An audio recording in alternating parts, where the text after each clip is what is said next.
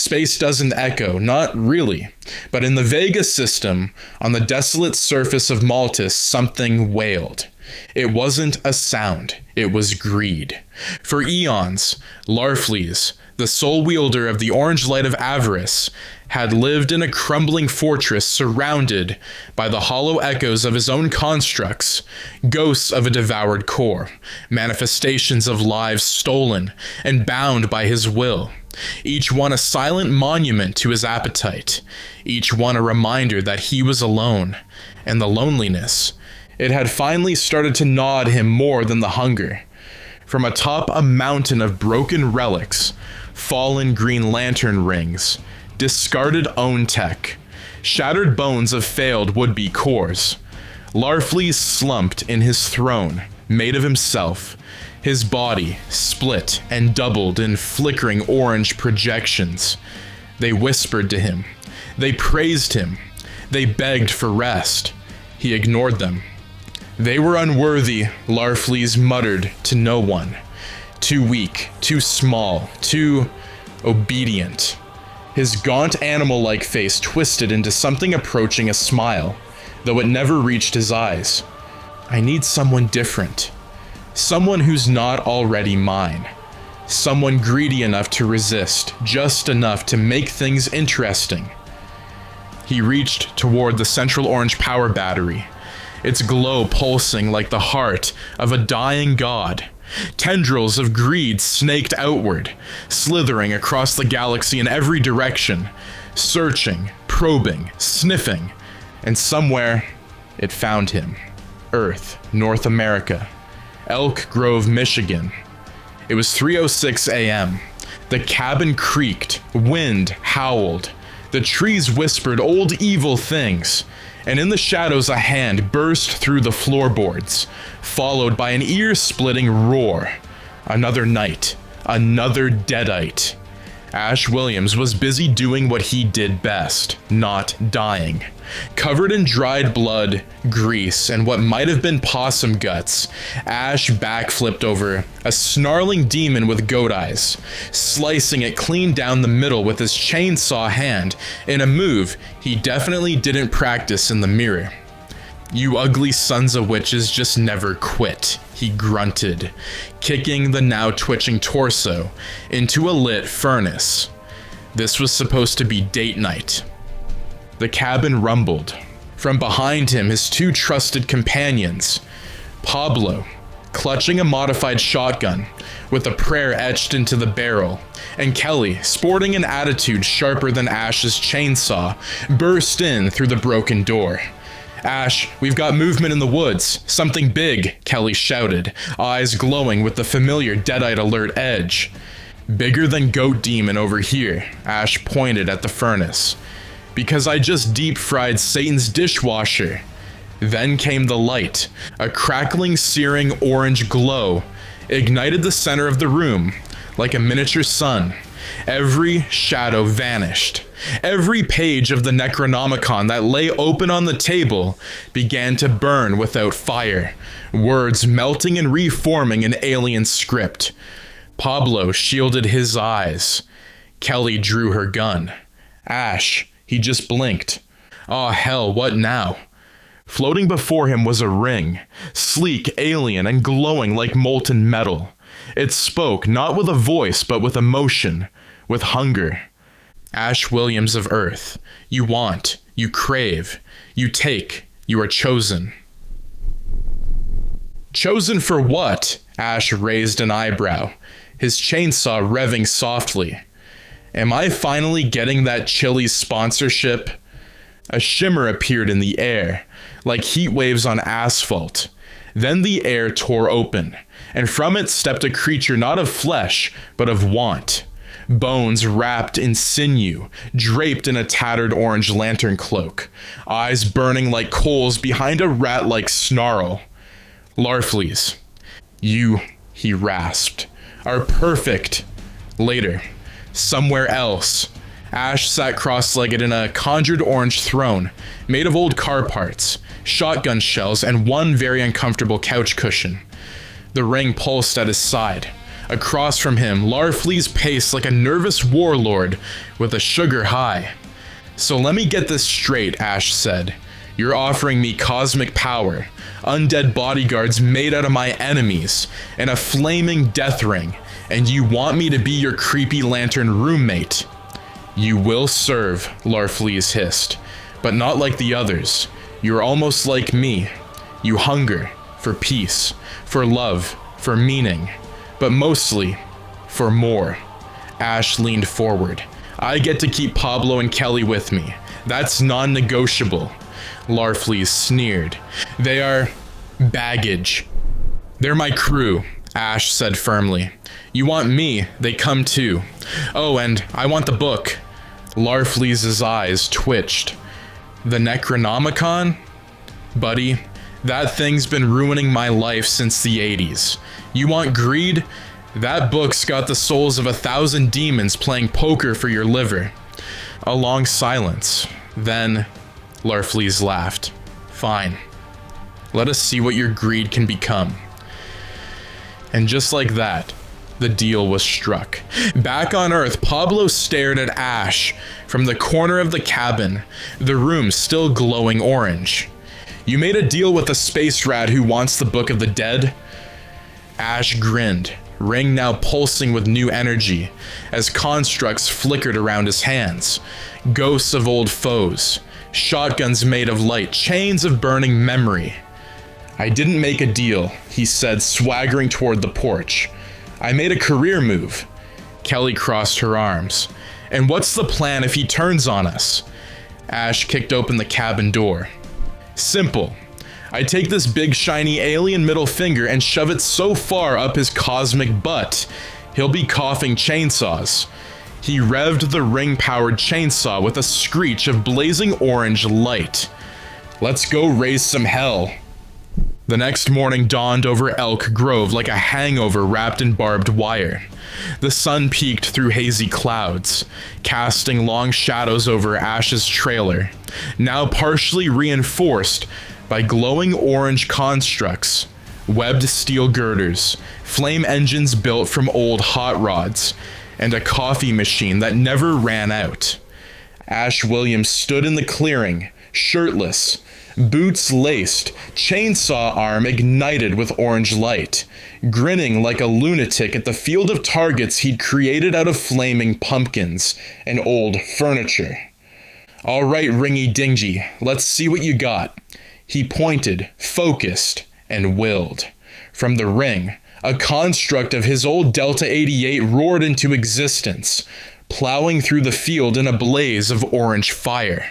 He howled in laughter, throwing up devil horns as it exploded against a giant target shaped like Henrietta, one of the many Deadites that haunted his dreams.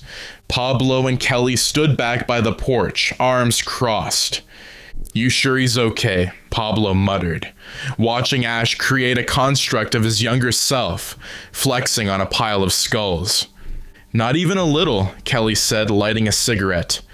"But I gotta admit, it's kinda awesome." Ash dropped to one knee, chest heaving.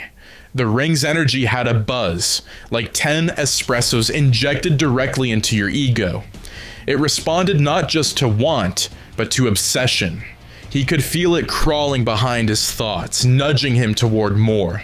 More strength, more vengeance, more control. He grinned. I could get used to this. Inside the trailer, the Necronomicon sat chained to the wall. Its face twitched, pages turned on their own, whispering to no one. Then the lights dimmed, and a projection of Larfleeze emerged from the shadows, not solid, but almost real. "You waste time," Ash frowned. "It's called practice, Space Scab. You are not here to play. You are here to serve. The Necronomicon is not simply a trinket, it is a well of evil." "Of hunger," Larfleeze said, stepping toward the book's twitching face. "Its demons crave flesh. Its souls scream for freedom. You crave peace. You crave safety. Imagine what you could build if no one could ever hurt you again." Ash looked at Pablo and Kelly. laughing outside, firing orange shotguns at Deadite scarecrows. "You touch them," Ash said low. "And I shove this ring down your esophagus." Larfleeze smiled with too many teeth. "You will choose. When it matters, you will choose me." And with that, he vanished. That night, Ash had a dream. He stood alone in the Kandarian woods, the moon high and red. The trees whispered his name. Ash, ahead of him, stood a figure, himself, dressed in full orange lantern armor. His chainsaw hummed, his eyes glowing. "This is who you are now," the figure said. Ash laughed. "I've been worse." The doppelganger stepped closer. "They'll betray you. The core, the girl, the kid, all of them. They always do." Ash's smile faltered. "You're just fear. Just the ring talking." The construct leaned in, its voice like rusted chains. "No, Ash, I'm you. The you that survives." Then the trees screamed. Ash awoke sweating, the ring pulsing brightly on his finger. The next day, things got worse. The Kandarian dagger, locked away since the last cabin debacle, began to hum with the same energy as the ring. The book vibrated on its chains. Kelly came back from town bleeding from her shoulder, attacked by a construct shaped like Ruby, Ash's former foe. "It had her voice, Ash," Kelly said, panicked. "It said I was next." Pablo held Ash's arm. "This isn't just a tool, man. It's a parasite." Ash paced, breathing hard. The ring was whispering now, constantly. "Take, build, control, keep, own." He stood still. "He's testing me. Larfleeze is trying to get me to snap, to go full villain." Kelly looked at him, serious. "And what if you do?" Ash looked down at the ring. "Then you put me down, hard." Later that night, they were ambushed. A swarm of orange constructs shaped like Ash's former friends and enemies burst through the woods, possessed versions of Linda, Cheryl, and Brock. Their eyes burned. Their screams were memories. The battle was brutal. Ash tried not to look Linda's ghost in the eyes as he shattered her construct into sparks. "I'm sorry, again." When the fight ended, Pablo lay wounded. Kelly's arm was broken. Ash stood over them, ring pulsing, like a heart about to burst. Then something inside him snapped. He aimed the ring at the sky and screamed. "Enough! You want the book! You want me to be your little puppet? Come and get me, you greedy goblin bastard!" The sky split. Larfleeze answered. The rift in the sky closed with a thunderous snap, but the damage was already done. The forest around Ash's trailer burned orange with residual energy. Trees wept sap like blood. The air crackled with sparks from dead constructs vanishing into ash. And in the center of it all, Ash Williams stood shaking, chainsaw arm glowing dimly, his face smeared with sweat, soot, and regret. Pablo groaned behind him, clutching his side. Kelly sat slumped against a fallen tree, her broken arm set in a glowing sling Ash had conjured out of panic and light. He looked at his friends, real, bleeding, vulnerable, and then at the ring. "He made me fight her, Linda," Ash muttered, staring at the ring.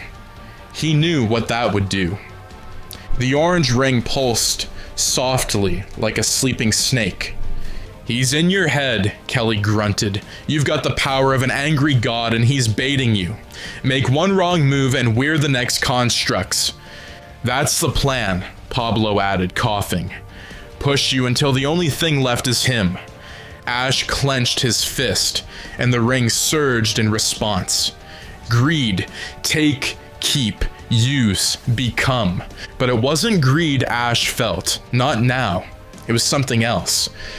That night, while Kelly and Pablo slept beneath a makeshift construct canopy shaped like a 1982 Delta 88, Ash walked into the woods alone, guided only by the whisper of the Necronomicon's unnatural hum. It was louder now, calling to him like an old enemy, daring him for one more round. He found it still chained to a boulder behind the trailer. The book's face twitched like muscle under thin skin. The pages were open, flipping without wind. Words appeared in glowing orange text. Ash stared, and then he heard a voice, not Larflee's, not the ring, but his own. "I want peace." His voice echoed in the woods, and the book stopped moving. "I want to be free of this, of demons, of rings, of gods playing cosmic chess with my life." For a moment, nothing. Then, a quiet glow. Green. When Ash turned around, he wasn't alone. Hal Jordan, the Green Lantern himself, floated above the clearing in a silhouette of emerald light. Behind him hovered Kilowog, Arisia, and Saint Walker of the Blue Lanterns. To Ash's astonishment, Batman and Cyborg emerged from the tree line, their boots crunching ash and leaves. Hal floated down, eyes focused on the ring. "You've made a mistake, Ash." Ash didn't flinch. "If I had a dime for every time someone said that, I'd have my own core by now." Saint Walker stepped forward, calm, almost reverent. "You are not beyond redemption. The orange ring is ancient.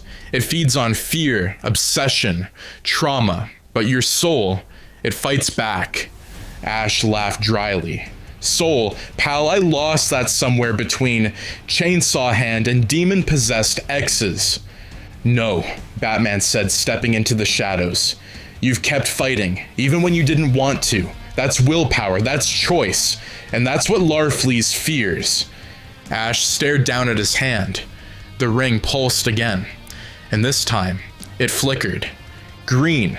The lanterns told him everything about the ancient war of light, the forbidden connection between the orange light and forbidden artifacts like the Necronomicon, how Larfleeze had once tried to tap into magical realms and was sealed off by Oan decree. "The book is reacting to the ring," Kilowog growled. "Together they could burn half the galaxy." "Then we burn him first," Ash replied, no hesitation. The group strategized. The final confrontation would happen where it all began, Ash's cabin. Larfleeze wanted the book, and now Ash would bait him with it. But as they planned, Ash remained quiet, focused. He stared at both rings, his orange and the green one Hal had loaned him temporarily, testing his willpower.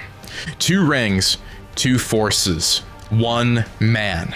That night, as the stars aligned and the air turned thick with dimensional bleed, Ash stood outside the cabin, wearing armor, woven from both lights. His left hand glowed with pure will, his right with blinding avarice. He felt stretched, torn, but clear. The portal opened above the cabin, tearing space like wet paper. Larfleeze descended, riding a chariot of screaming construct dragons and bound souls. Behind him, the former constructs of the Orange Corps were now glitching, trembling, rebelling. The book glowed red. The air screamed. Larfleeze saw Ash, flanked by Hal, Saint Walker, Batman, Cyborg, and his friends. "You betrayed me," he snarled, lips foaming. "You never had me," Ash replied, dual rings igniting. "You are mine, Ash Williams." "Then come take me, Space Golem." And the battle began. The woods shook, trees buckled and cracked under the sheer weight of the power, colliding within them. A cyclone of color tore through the Elk Grove sky. Orange, green, and blue strands of light clashing midair in a war of ideology. Greed against will. Control versus choice. At the center of it all, Ash Williams stood tall, both arms burning with ring energy. Orange on the right, green on the left. The chainsaw revved with emerald fire, its teeth wrapped in a rotating cyclone of constructs. Iconic monsters from Ash's past, fused with glowing cosmic force. Across the clearing, Larfleeze descended like a rabid god, his body twisted into a grotesque war form, hunched and spider-limbed, crackling with power, stolen from every soul he'd ever consumed. His own constructs flickered and twitched, but many of them were breaking rank. Something was changing. "You think you can steal my light?" Larfleeze snarled, 1,000 voices behind him. "You wear my power like a joke. You mock what it means to want." Ash grinned, raising both fists. "Buddy, wanting's not the problem. It's knowing when to stop." With a scream, they collided. Their clash shook the very multiverse veil, warping local gravity, sending dimensional echoes across the Vega system and back. Each blow from Larfleeze unleashed ancient construct monsters, war beasts made of twisted own bone and forgotten cores. Each counterstrike from Ash summoned surreal memory-shaped warriors, a giant spectral Linda fighting for peace, a younger version of Ash with a glowing boomstick, a massive, living chainsaw made of pure will. The lanterns joined the fray.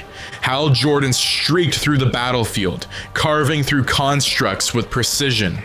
Kilowog smashed down meteors of greed. Saint Walker sang a hymn of hope, shielding the wounded. Even Batman and Cyborg stood firm, Bruce wielding hard light batarangs like ninja stars. Cyborg's sonic cannon reprogramming dead construct tech mid-combat. But it wasn't enough. Larfleeze's hunger was infinite. He split into 3 copies of himself, each a twisted, exaggerated reflection of his greed. The battlefield flooded with duplicate armies. The Necronomicon, left vulnerable, began to levitate. Its pages flipped open. Reality began to bend. Demons poured from its spine, and Ash felt it. That moment of temptation. A voice in his head. Not Larfleeze's, not the book's, his own. "You could stop this, end all of it. Take the power. Rule the damn universe. No more pain. No more demons. No more Linda. Just peace. You deserve that, right?" He dropped to one knee, overwhelmed. The orange ring pulsed, responding to the thought. A construct of a perfect life appeared before him. Linda alive, Pablo and Kelly smiling, a cabin with no monsters, a happy Ash, a safe world. Then he looked to his left hand. The green ring flickered, and Kelly's voice rang out from the chaos. "Ash, remember who the hell you are." Ash gritted his teeth, raised both fists, and made his choice. "All right, you cosmic dirtbags, let's finish this groovy style." He wrenched both rings into the air and screamed, creating a final construct, a massive version of the Kandarian dagger, forged from both lights, glowing like a beacon of everything he'd lost, and everything he still fought for. Ash charged. Larfleeze howled, all 3 copies merging into a final, horrific form. A towering centaur-like beast with a mouthful of writhing souls. The 2 collided like twin comets, Ash driving the dagger into Larfleeze's chest, releasing an explosion of color and sound that shattered the sky. The orange power battery cracked. The Necronomicon shrieked. The constructs revolted, freeing themselves from centuries of slavery. Larfleeze's body disintegrated, consumed by his own hunger. With one last roar, he vanished into the void, his light extinguished. Silence. Ash collapsed to his knees, the rings flickering. The green slid off first, gently rolling onto the dirt. The orange followed, smoking. Kelly ran to his side. Pablo limped behind her. "Ash, you okay?" Kelly asked. He looked up, bloodied, smiling. "You know me. Never better." "You just beat a cosmic god with 2 rings and a magical dagger made of your own unresolved trauma," Pablo said. "Don't forget the chainsaw," Ash winked. Hal Jordan approached. "You held the line," he said quietly. Most who wear orange lose themselves, but you didn't. St. Walker smiled. Greed that masks pain.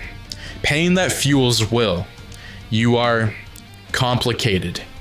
Ash looked at the green ring, then the orange, then back to his friends.